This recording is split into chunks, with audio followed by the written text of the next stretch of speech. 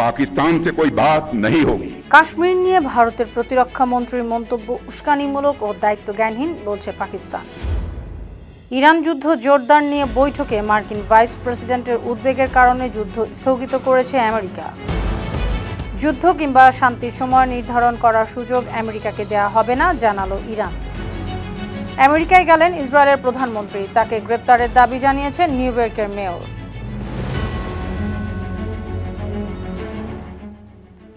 শুনছিলেন সংবাদ শিরোনাম। সবাইকে স্বাগত জানাচ্ছি বিশ্বজুড়ে প্রতিদিনে।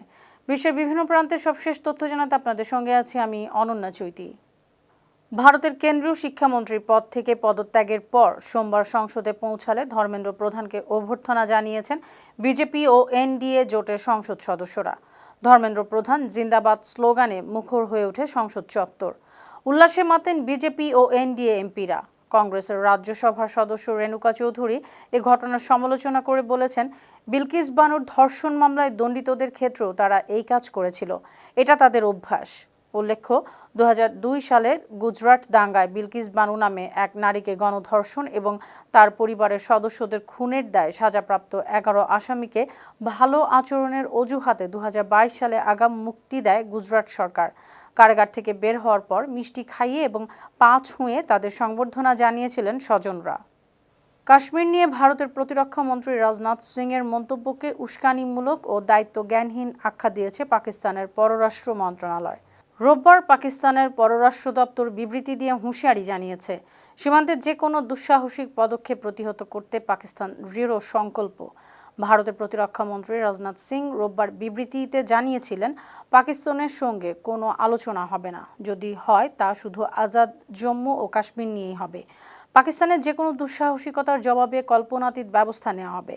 এর জবাবে পাকিস্তানের পররাষ্ট্র দপ্তর জানিয়েছে, এ মন্তব্য রাষ্ট্রসংঘের নিরাপত্তা পরিষদের এজেন্ডায় থাকা আন্তর্জাতিকভাবে স্বীকৃত বিরোধের সত্যকে বিকৃত করে, আঞ্চলিক শান্তি ও নিরাপত্তায় হুমকি সৃষ্টি করে। অন্যদিকে পাকিস্তানের প্রতিরক্ষা মন্ত্রী খাজা আসিফ সামাজিক যোগাযোগ মাধ্যম এক্স পোস্টে বলেছেন, জোরপূর্বক বক্তব্য দিয়ে আন্তর্জাতিকভাবে স্বীকৃত আইনি বাস্তবতা বদলে দেয়া যাবে না। ভারতের শাসক গোষ্ঠী তাদের দেশের অভ্যন্তরীণ অস্থিরতা এবং একনায়কতান্ত্রিক শাসন ঢাকতে ও সাধারণ মানুষের নজর ভিন্ন খাতে প্রবাহিত করতে এমন আক্রমণাত্মক অবস্থান নিচ্ছে। পাকিস্তান শান্তি ও আলোচনার পক্ষেই আছে, তবে নিজেদের সার্বভৌমত্ব ও আঞ্চলিক অখণ্ডতা রক্ষায় তাদের সিদ্ধান্তই চূড়ান্ত। গত বছরের অপারেশন বুনিয়ানুম মারসুসের কথা উল্লেখ করে ভারতের নীতিহীন আচরণ এবং কাশ্মীরের জনগণের আত্মনিয়ন্ত্রণের অধিকার নিশ্চিত করতে আন্তর্জাতিক সম্প্রদায় এবং জাতিসংঘের প্রতি আহ্বান জানিয়েছেন তিনি। গত শুক্রবার হোয়াইট হাউসে এক বৈঠকে প্রেসিডেন্ট ডোনাল্ড ট্রাম্প ইরান যুদ্ধে আরও জোরদার বিষয়ে আলোচনা করছিলেন। তখন মার্কিন জয়েন্ট চিফস অব স্টাফের চেয়ারম্যান জেনারেল ড্যান কেইন ট্রাম্পকে বলেছেন, মার্কিন সামরিক বাহিনী প্রেসিডেন্টের দেয়া নির্দেশনা সফল করতে পারবে, তবে অনেক ইরানি মারা যাবে। তিনি ট্রাম্পকে সতর্ক করেন, যুক্তরাষ্ট্রের সামরিক গোলাবারুদের সংকট আছে। এ সময় আমেরিকার ভাইস প্রেসিডেন্ট জেডি ভেন্সও যুদ্ধ জোরদারের ব্যাপারে উদ্বেগ জানিয়েছেন। এ কারণে যুক্তরাষ্ট্র ইরানে তাদের অভিযান স্থগিত করেছে। বিষয়টি জানেন এমন একটি সূত্র এবং একজন মার্কিন কর্মকর্তা আমেরিকান সংবাদ মাধ্যম সিএনএনকে এসব তথ্য জানিয়েছেন। যুক্তরাষ্ট্রে গোলাবারুদ ঘাটতির খবর অস্বীকার করেছেন মার্কিন প্রেসিডেন্ট ডোনাল্ড ট্রাম্প। তার দাবি, পর্যাপ্ত গোলাবারুদ ও সামরিক সরঞ্জাম আছে। রোববার দ্য ওয়াল স্ট্রিট জার্নালকে তিনি আরও বলেছেন, বিশ্বের যে কোনো দেশের চেয়ে অনেক বেশি গোলাবারুদ তাদের কাছে আছে, যতটুকু আছে তা প্রয়োজনের চেয়ে অনেক বেশি। সম্প্রতি জর্ডানে ইরানি হামলায় 3 মার্কিন সেনা নিহতের পর মার্কিন যৌথ বাহিনীর প্রধান ড্যান কেইন এবং সেন্টকম প্রধান ব্র্যাড কুপার সামরিক হামলার সীমাবদ্ধতা ও মধ্যপ্রাচ্যে মোতায়েন করা মার্কিন বাহিনীর সুরক্ষার বিষয়ে উদ্বেগ জানিয়েছিলেন। প্রতিরক্ষা কর্মকর্তা ও গণমাধ্যমগুলো জানিয়েছিল, ইরানের সামরিক অভিযানের কারণে মার্কিন প্যাট্রিয়ট ক্ষেপণাস্ত্র ও অন্যান্য আকাশ প্রতিরক্ষা সরঞ্জাম ঘাটতি দেখা দিয়েছে। অন্যদিকে centre for strategic and international স্টাডিজের বিশ্লেষক মার্ক ক্যানসিয়ান ও ক্রিস পার্ক জানিয়েছেন, যুদ্ধ শুরুর পর থেকে আমেরিকা ইতিমধ্যেই 1500 প্যাট্রিয়ট ইন্টারসেপ্টর ব্যবহার করেছে। বর্তমানে ইন্টারসেপ্টর মজুদের সংখ্যা 1000-এর চেয়েও কম। এ ব্যাপারে হোয়াইট হাউসের প্রেস সেক্রেটারি ক্যারোলিন লেভিট এবং পেন্টাগনের প্রধান মুখপাত্র শন পার্নেল জানিয়েছেন, প্রেসিডেন্টের নির্দেশিত যে কোনো অভিযান পরিচালনায় মার্কিন সামরিক বাহিনীর কাছে প্রয়োজনীয় সব ধরনের সরঞ্জামই আছে। ইরানের পররাষ্ট্র মন্ত্রণালয়ের মুখপাত্র ইসমাইল বাঘি জানিয়েছেন, যুদ্ধ কিংবা শান্তির সময় নির্ধারণ করার সুযোগ আমেরিকাকে দেওয়া হবে না।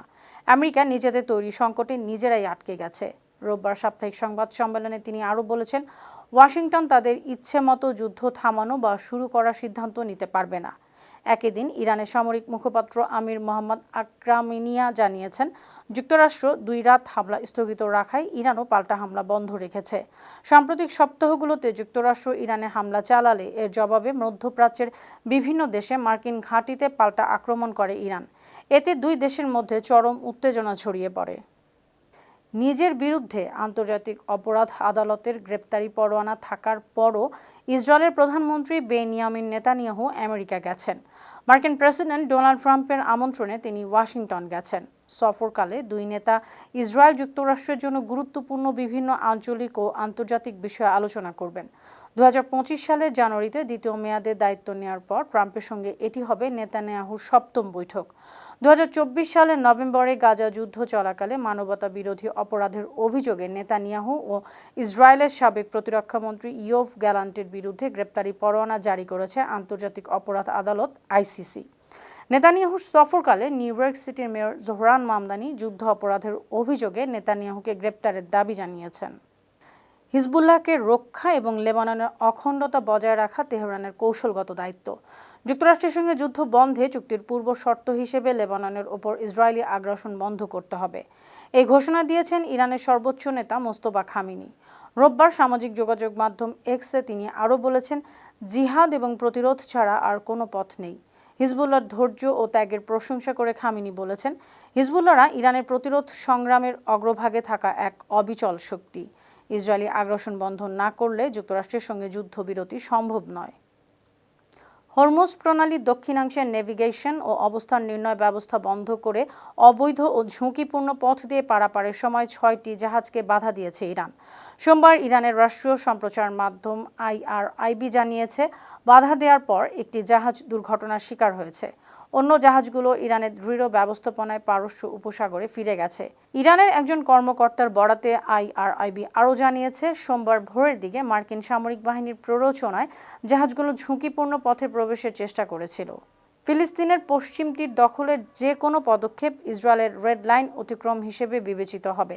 আব্রাহাম চুক্তির মূল চেতনা ধ্বংস হবে, এমন মন্তব্য করেছেন সংযুক্ত আরব আমিরাত। দেশটির পররাষ্ট্র মন্ত্রণালয় বিবৃতি দিয়ে বলেছে, এসব হামলা মুসলমানদের বিরুদ্ধে উস্কানিমূলক ও চরমপন্থী কর্মকাণ্ডের শামিল। বিবৃতিতে বলা হয়েছে, তুলকারেমে একটি মসজিদ অগ্নিসংযোগ এবং হামলার পূর্ণ দায় ইসরায়েল সরকারের। হামলাকারীদের বিরুদ্ধে ব্যবস্থা না নেওয়ার অর্থ হবে হামলাকারীদের প্রতি নীরব সমর্থন। এ বিষয়ে এখনও আনুষ্ঠানিক কিছু জানায়নি ইসরায়েল সরকার। উল্লেখ্য, 2020 সালে যুক্তরাষ্ট্রের মধ্যস্থতায় স্বাক্ষরিত আব্রাহাম চুক্তির মাধ্যমে আমিরাত, বাহরাইন ও মরক্কো ইসরায়েলের সঙ্গে পূর্ণ কূটনৈতিক সম্পর্ক স্থাপন করে। ইয়েমেনের ওপর অবরোধ প্রত্যাহার না করলে সৌদি আরবেরই বিপদ বাড়বে, এমন হুঁশিয়ারি জানিয়েছেন হুথি নিয়ন্ত্রিত সরকারের উপপররাষ্ট্রমন্ত্রী আব্দুল ওয়াহিদ আবু রাস। রোববার সাবা বার্তা সংস্থাকে তিনি বলেছেন, আমেরিকার সাহায্য নিয়েও সৌদিরা ইয়েমেনে তাদের লক্ষ্য পূরণ করতে পারেনি। আমেরিকা তার পুরো সামরিক ও রাজনৈতিক শক্তি দিয়েও ইয়েমেনের জনগণকে রুখতে পারেনি। ইয়েমেনে অবরোধ, দখল আর দেশটির সামাজিক কাঠামো দুর্বল করার চেষ্টা করলে সৌদি অর্থনীতির উপরই চাপ পড়বে। উল্লেখ্য, গেল সপ্তাহে হুথিরা সৌদি রপ্তানির বিরুদ্ধে নৌ অবরোধ ঘোষণা করেছে। এ কারণে ইয়েমেন উপকূলে লোহিত সাগরে জাহাজ চলাচল বিঘ্নিত হচ্ছে। এ ঘটনায় সৌদি সহ 3 দেশকে সতর্ক করেছে ন্যাটো।